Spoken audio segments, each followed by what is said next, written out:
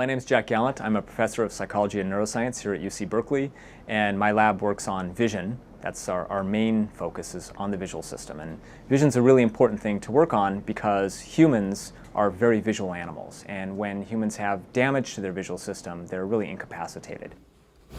And natural vision is a lot like watching a movie.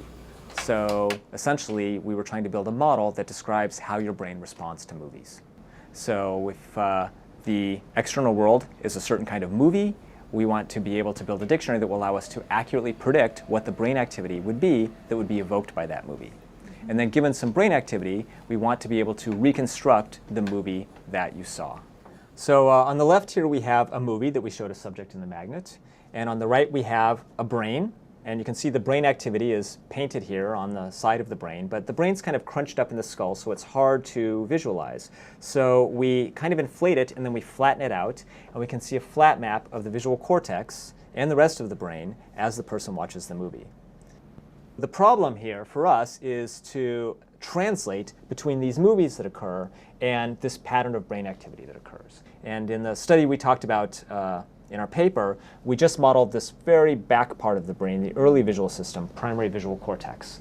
And that part of the brain responds to the little local features in the movie, little edges and colors and pieces of motion and texture. But this part of the brain doesn't know anything about what the objects are in the movie. First, we put people in the magnet for several hours, and we show them movies, and we build a model of their brain. And then in the second part, we put them back in the magnet, we show them new movies, and we measure their brain activity, and we decode their brain activity in order to reconstruct the movie.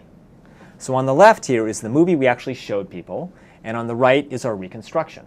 When the movie that we showed has a fairly common object like a person, our reconstructions are actually fairly accurate.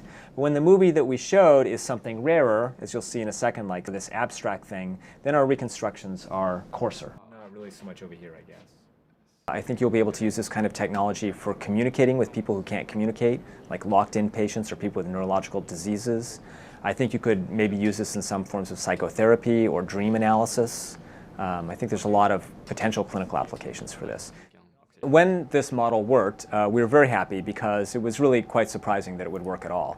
We're only taking snapshots of the brain every 1 or 2 seconds, and our reconstructions of movies happen at the movie rate. So that's much faster, and there's no reason one would think that this would work. And in fact, most of our colleagues just told us this would never work. So it was pretty surprising and satisfying when it actually worked.